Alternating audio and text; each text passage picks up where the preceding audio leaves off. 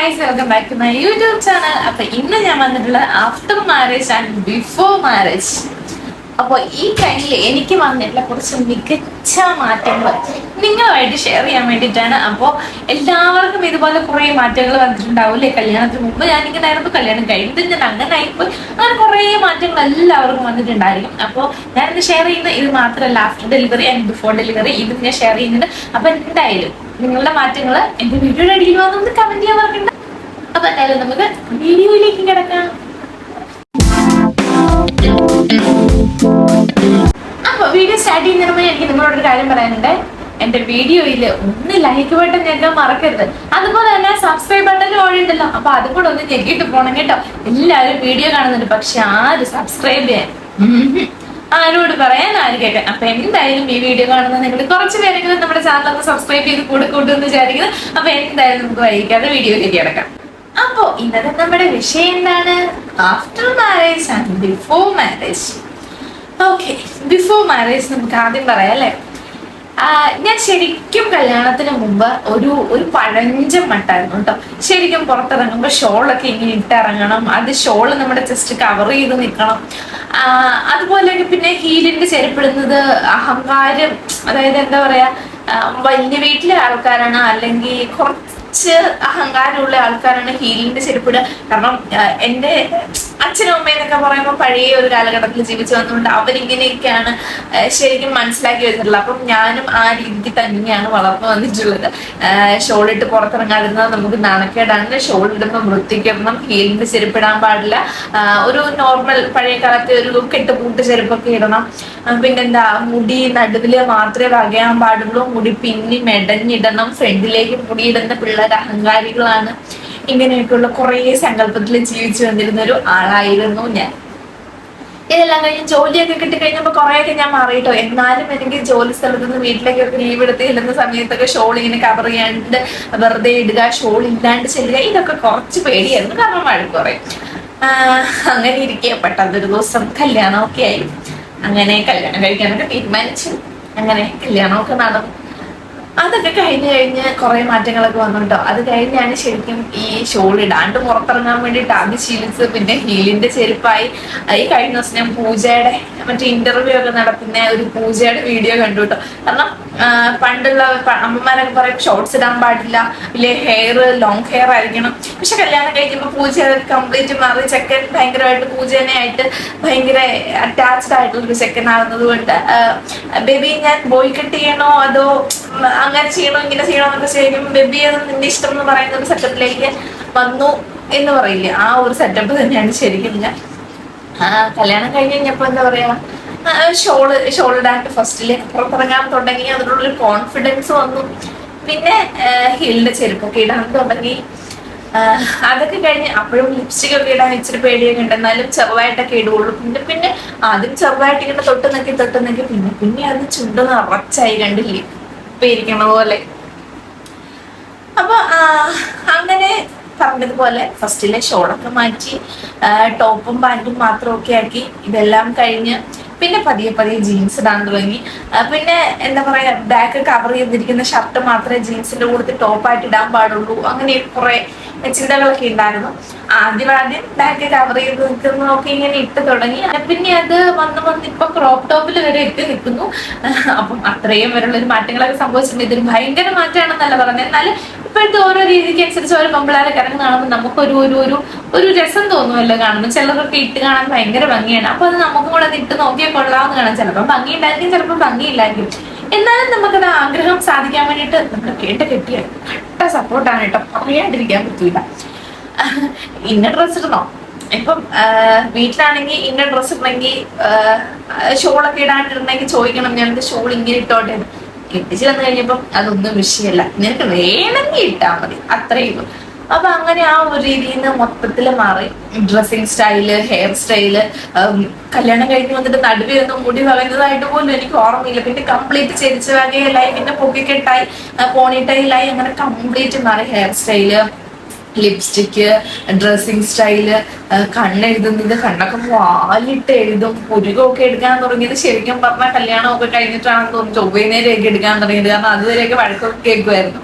അങ്ങനെ കംപ്ലീറ്റ് ആ സ്റ്റൈലിൽ നിന്ന് എന്റെ പഴയ ഒരു സ്റ്റൈലിൽ നിന്ന് മാറ്റിക്കൊണ്ട് വന്നത് എന്റെ കെട്ടിയവനാണ്. അതില് ഞാൻ അഭിമാനിക്കുന്നു. അപ്പൊ ബിഫോർ മാരേജ് ആൻഡ് ആഫ്റ്റർ മാരേജിൽ എനിക്ക് വന്ന മാറ്റങ്ങൾ പറഞ്ഞല്ലോ. അപ്പൊ ഇനി അടുത്തത് before delivery and after delivery. അയ്യോ, അതൊരു കഥയായിരുന്നു, പറയാണ്ടിരിക്കാൻ പറ്റൂല. ഒത്തിരി മാറ്റങ്ങൾ സംഭവിച്ചു. മാരേജിന് മുമ്പും മാരേജ് കഴിഞ്ഞും ഒക്കെ അത്യാവശ്യം അങ്ങനെ ഭയങ്കര തടിയെന്നൊന്നും പറയാൻ പറ്റില്ല, എന്നാലും മോശമില്ലാത്ത കുറച്ച് തടിയൊക്കെ ഉണ്ടായിരുന്നു. ഫസ്റ്റ് ഡെലിവറി കഴിഞ്ഞപ്പോൾ ആകെ ആ ഒരു 3 മന്തിലൊന്നും എനിക്ക് വലിയ മുടികൊഴിച്ചിലൊന്നും ഉണ്ടായിട്ടില്ല. പിന്നെ 3 മന്ത് കഴിഞ്ഞപ്പോൾ ഞാൻ ഹസ്ബൻഡിന്റെ കൂടുതൽ മണിപ്പൂർ പോയി. അവിടെയൊക്കെ ചെന്ന് അപ്പം ഞാനും മോനും ഹസ്ബൻഡും തന്നെയാണല്ലോ. അപ്പൊ ഹസ്ബൻഡ് ജോലിക്ക് പോകും, പിന്നെ എനിക്ക് വീട്ടിലെ കാര്യങ്ങൾ, മോന്റെ കാര്യങ്ങൾ, പിന്നെ എന്റെ കാര്യങ്ങൾ എല്ലാത്തിലും കൂടെ ശ്രദ്ധ കൊടുക്കാൻ പറ്റണ്ടേ. അങ്ങനെ മുടിയൊക്കെ ഭയങ്കരമായിട്ട് കുന്നായിട്ട് കൊഴിഞ്ഞിട്ടുണ്ടായിരുന്നു കേട്ടോ. അപ്പൊ ഞാൻ വിചാരിച്ചു ഞാൻ മുട്ടയാകുമോ എന്ന് വിചാരിച്ചു ഞാൻ ആകെ ടെൻഷൻ അടിച്ചൊരു സമയം ഉണ്ടായിരുന്നു. അങ്ങനെ ഇരിക്കെ ഞാൻ കുറച്ച് ആവണക്കെണ്ണ മേടിച്ച് പരീക്ഷിച്ച് നോക്കാന്ന് കരുതി. കുറെ യൂട്യൂബ് വീഡിയോ ഒക്കെ കണ്ടിട്ടാണ് ഞാൻ ആവണക്കെണ്ണ യൂസ് ചെയ്യാൻ തീരുമാനിച്ചത്. അങ്ങനെ ആവണക്കെണ്ണയൊക്കെ യൂസ് ചെയ്തു. അതെനിക്ക് സത്യം പറഞ്ഞാൽ നല്ല ഫലം ഉണ്ടായിട്ടോ. എൻ്റെ മുടി കൊഴിച്ചിൽ കുറഞ്ഞു, നല്ല ലോങ് ഹെയർ ആയി. ആ ടൈമിലൊക്കെ എനിക്ക് മുടിക്ക് നീളമുള്ളതൊക്കെ ആയിരുന്നു ഇഷ്ടം. അപ്പൊ എനിക്ക് മുടിക്കൊപ്പം മുടി എന്നൊക്കെ പറയില്ലേ, അതുപോലെ നല്ല ലോങ് ഹെയർ ആയിരുന്നു. നന്നായിട്ട് നീളുകയും ചെയ്തു. അത്യാവശ്യം നല്ല ഉള്ളും വെച്ചു കേട്ടോ. മുടി കൊഴിച്ചിൽ നിന്നു. അപ്പോൾ അങ്ങനെ കുറച്ച് വ്യത്യാസങ്ങളൊക്കെ വന്നു. പിന്നെന്താ പറയാ, പിന്നെ ഫസ്റ്റ് ഡെലിവറിയിൽ തന്നെ ഞാൻ പറഞ്ഞല്ലോ, ഞങ്ങൾ തന്നെ കൂടെ ആവുന്നത് കൊണ്ട് ഭയങ്കരമായിട്ടും മെലിഞ്ഞു. ഇപ്പൊ പിന്നെ ഈ കൊല്ലമെങ്കിലും ഉണ്ട്. അന്നെന്ന് പറയുമ്പോൾ ഒട്ടും വണ്ണമില്ലാണ്ട് ഭയങ്കര മെലിഞ്ഞ് എനിക്ക് എന്നെ തന്നെ പാവം തോന്നുമായിരുന്നു. കണ്ടതും അതും ഇതൊക്കെ തിന്നും, മുട്ട കഴിക്കും, പാല് കുടിക്കും, ഇതൊന്നും കഴിച്ചിട്ട് വണ്ണം നിൽക്കുന്നില്ല. അപ്പൊ എനിക്ക് മനസ്സിലായി ഫീൽ ചെയ്യുന്നതിന്റെ ആയിരിക്കും. പിന്നെ തന്നെയല്ല, എൻ്റെ അമ്മയ്ക്കൊന്നും അങ്ങനെ വലിയ വണ്ണമൊന്നും ഇല്ലാത്തതുകൊണ്ട് ഞാനും ആ പാരമ്പര്യത്തിൽ തന്നെ പോകുമല്ലോ. അപ്പൊ പിന്നെ കൂടുതൽ നമുക്ക് അതിനെ പറ്റി ചിന്തിക്കാനില്ലല്ലോ. പിന്നെ അത് വാരി വലിച്ച് കഴിപ്പൊക്കെ ഞാൻ നിർത്തി. ഇനി ഫീഡ് ചെയ്ത് നിർത്തി കഴിഞ്ഞിട്ട് ഞാൻ ഇനി എന്റെ വണ്ണത്തെ പറ്റി ചിന്തിക്കുന്നുള്ളൂ എന്നുള്ള സെറ്റപ്പിലൊക്കെ ഞാൻ ഇരുന്നു. അങ്ങനെ 2-2.5 വയസ്സൊക്കെ ആയപ്പോൾ ഫീഡ് ചെയ്യലൊക്കെ നിർത്തിച്ചു. അത് കഴിഞ്ഞ് ഞാൻ പതിയെ ഒരു നോർമൽ ലെവലിലേക്ക്, ഒരു നോർമൽ വെയിറ്റിലേക്കൊക്കെ വന്നുണ്ടാവും. അത് കഴിഞ്ഞ് ഞാൻ എല്ലാ രീതിക്കും ഒന്ന് സെറ്റായി വന്നപ്പോഴത്തേക്കും കിടക്കുന്നു, 2ാമത് പ്രഗ്നന്റ്. അങ്ങനെ 2ാമത് ഗോൾ അടിച്ചതിന്റെ സന്തോഷത്തിൽ ഞങ്ങൾ ഹാപ്പി ആയിട്ട് മുന്നോട്ട് പോയി. അങ്ങനെ 2ാമത്തെ ഡെലിവറി കഴിഞ്ഞു. പക്ഷെ 2ാമത്തെ ഡെലിവറി കഴിഞ്ഞ് എനിക്ക് ഒട്ടും എന്നെ കെയർ ചെയ്യാൻ പറ്റിയിട്ടില്ല എന്നുള്ളതാണ് ഏറ്റവും വലിയ സത്യം. അപ്പോ 2ാമത്തെ ഞങ്ങളുടെ ഗോളടിക്ക് ശേഷം എന്റെ ഛർദി എന്ന് പറയാൻ പറ്റില്ല, എന്നാലും കുറച്ച് ക്ഷീണം കാര്യങ്ങൾ അതുമായിട്ട് റിലേറ്റ് ചെയ്തിട്ടുള്ള ഒരു വീഡിയോ ഞാൻ ചെയ്തിട്ടുണ്ടായിരുന്നു. അത് ഇതിന് മുകളിൽ ഞാൻ കൊടുക്കാതെ, കണ്ടിട്ടില്ലാത്തൊരു ഒന്ന് പോയി കണ്ടു നോക്കണം. അപ്പൊ പറഞ്ഞത് എന്താണ്, അപ്പോ 2ാമത്തെ ഡെലിവറി, അതായത് പ്രഗ്നൻസി സ്റ്റേജൊക്കെ ഭയങ്കര ഹൊററായിരുന്നു എന്നെ സംബന്ധിച്ച്. അതെല്ലാം കഴിഞ്ഞ് ഡെലിവറി കഴിഞ്ഞ സമയത്തും ഭയങ്കര ഇത് കുറെ പ്രശ്നങ്ങള് സീനുകളും ഒക്കെ ആയിട്ട് എനിക്ക് എന്നെ ശ്രദ്ധിക്കാൻ പറ്റാണ്ടായി. പിന്നെ മോന്റെ കരച്ചിൽ കാരണം മോന്റെ അടുത്തേക്ക് എനിക്ക് 2 കൈ കൊണ്ട് മാത്രം പറ്റാത്തൊരവസ്ഥ. അങ്ങനെയെല്ലാം മൊത്തത്തിൽ അഴിഞ്ഞു കുഴഞ്ഞ് മൊത്തത്തിൽ പ്രശ്നമായിരുന്നത് കൊണ്ട് എനിക്ക് എന്നെ പോയിട്ട് ഒന്നും നമുക്ക് സ്വന്തമായിട്ട് ചെയ്യാൻ പറ്റാത്തൊരവസ്ഥയുണ്ടായിരുന്നു. അപ്പൊ ആ ടൈമിലൊക്കെ ആദ്യത്തെ ഡെലിവറിക്ക് മുടി കൊഴിഞ്ഞു എന്ന് ഞാൻ പറഞ്ഞില്ലേ, പക്ഷെ 2ാമത്തെ ഡെലിവറിക്ക് അതിന്റെ ഇരട്ടി മുടി കൊഴിഞ്ഞു. എനിക്ക് തോന്നുന്നു ടെൻഷനും കൂടെ ഉള്ളത് കൊണ്ടായിരുന്നു എന്ന് തോന്നുന്നു, എനിക്കറിയില്ല. ആ ടൈമിൽ ടെൻഷൻ വല്ലാത്തൊരവസ്ഥയെ കൂടെയാണ് കടന്നുപോയത്. അപ്പൊ ആ ടൈമിൽ മുടി ഭയങ്കരമായിട്ടും കൊഴിഞ്ഞു. വെറുതെ തലയിൽ ഇങ്ങനെ തൊട്ടാ ഇങ്ങനെ തലേന്ന് തന്നെ പറഞ്ഞിങ്ങനെ പുറം കുത്തിപ്പോരുന്ന പോലത്തെ അവസ്ഥ. അപ്പോഴും ഞാൻ വിചാരിച്ചു ഞാൻ തീർന്നു, ഈ ഡെലിവറിയോടെ ഞാൻ തീർന്നു എന്നൊക്കെ വിചാരിച്ചു. പിന്നെ ഞാൻ പറഞ്ഞില്ലേ, പിന്നെ മുടിക്ക് എന്താ പറയാ, ആദ്യത്തേതിൽ ആവണക്കെണ്ണയൊക്കെ മേടിച്ചു വെച്ചു. 2ാമത്തേതിൽ ആവണക്കെണ്ണ തേക്കാൻ പോയിട്ട് സ്വന്തമായിട്ട് തല്ലി ഇങ്ങനെ ഒന്ന് മാന്താനുള്ള ഒരു സമയം എനിക്കില്ലായിരുന്നു. കാരണം അങ്ങോട്ടോട്ടം ഇങ്ങോട്ടോട്ടം തിരക്കായിരുന്നു. ഏകദേശം ഞാൻ ഈ ഡെലിവറി ഒക്കെ കഴിഞ്ഞിട്ട് കുറച്ച് ഒരു ഫ്രീ ആയിട്ടുള്ള സമയം എന്ന് പറഞ്ഞാൽ കഴിഞ്ഞ ഒരു 1-2 മാസങ്ങളായിട്ട് ഞാൻ എല്ലാം കൊണ്ടും ഒന്ന് ഫ്രീ ആയിട്ടെ. അതുവരെ ഞാൻ അങ്ങോട്ടോട്ടും ഇങ്ങോട്ടോട്ടും ഇത് അങ്ങനെ 100 കൂട്ടം കാര്യങ്ങളുമായിട്ട് തിരക്കായിരുന്നു. ശരിക്കും പറഞ്ഞാൽ ഇത് കണ്ടില്ലേ, ഇത് കണ്ടോ, ഇത് ഡെലിവറി കഴിഞ്ഞ മുടി കൊഴിഞ്ഞിട്ട് മുടി നീണ്ടു വന്നതാണ് കേട്ടോ. കണ്ടോ, ഇത് സത്യം പറഞ്ഞാൽ പുറത്തിറങ്ങി കഴിയുമ്പോൾ ഭയങ്കര ബുദ്ധിമുട്ടാണ്. കാരണം ഇതെല്ലാം കൂടി ഇങ്ങനെ ചുരുണ്ട് ഇങ്ങനെ ഇരിക്കും. അപ്പൊ എല്ലാരും വിചാരിക്കും നമ്മളിത് വെട്ടിയിട്ടേക്കുന്നതാണെന്ന്. പക്ഷെ വെട്ടിയിട്ടേക്കുന്നൊന്നും അല്ല ഗൈസ്. ആദ്യത്തേലും മുടി പോയിട്ട് കണ്ടില്ലേ മൊത്തം. ഞാൻ വിചാരിച്ചു ചാണയാകുമെന്നാണ് വിചാരിച്ചത്. കണ്ടോ, അങ്ങനെ മൊത്തത്തിൽ സീനടിച്ച് ഇപ്പം ഒന്നും ചെയ്തിട്ടില്ല കേട്ടോ മുടിക്ക് വേണ്ടിയിട്ട്. ആദ്യത്തിൽ ഞാൻ എൻ്റെ ഫസ്റ്റത്തെ ഡെലിവറി കഴിഞ്ഞിട്ട് എൻ്റെ മുടി ലോങ് ഹെയർ ഞാൻ ഈ സൈഡിൽ കാണിക്കാം കേട്ടോ. നല്ല മുടി ഉണ്ടായിരുന്നു. പിന്നെ ഇപ്പം കണ്ട മുടി ഭയങ്കരമായിട്ടും കൊഴിഞ്ഞിട്ട് ഇപ്പം വരുന്ന മുടികളാണ് ഇതൊക്കെ. പിന്നെ മുടി കെയർ ചെയ്യാൻ സമയമില്ല. കെയർ ചെയ്യാന്ന് പറയുന്നത് ചുവന്നേരം ചീകാൻ പോലും സമയമില്ലാണ്ടായി കഴിഞ്ഞപ്പോൾ കെട്ടിയാൻ പറഞ്ഞാൽ നമുക്കൊരു കാര്യം ചെയ്യാം, ഇത്ര ലോങ് ഹെയർ ഒക്കെ ഒരുപാട് ലോങ് ഹെയർ എന്നല്ല, എന്നാലും കുണ്ടിക്കൊക്കെ മുടി ഉണ്ടായിരുന്നു. അപ്പോൾ അത്രത്തോളം മെയിൻറ്റെയിൻ ചെയ്യാൻ എനിക്ക് പറ്റാത്തത് കൊണ്ട് ഞങ്ങൾ ജസ്റ്റ് കട്ട് ചെയ്യാന്ന്. അങ്ങനെ ആ മുടി എനിക്ക് മെയിൻറ്റെയിൻ ചെയ്യാൻ പറ്റാണ്ട് വന്നിട്ട് പിന്നെ ഞാൻ ഏകദേശം ഇത്രത്തോളം വെച്ച് കട്ട് ചെയ്തു, യു കട്ട് അടിച്ചു. അത് കഴിഞ്ഞ് എൻ്റെ മുടി പെട്ടെന്ന് നീളുന്ന മുടിയാട്ടോ. അത് എണ്ണ തേച്ചാലും തേച്ചില്ലേലും ഏകദേശം എൻ്റെ മുടി പെട്ടെന്ന് നീളുന്നതാണ്.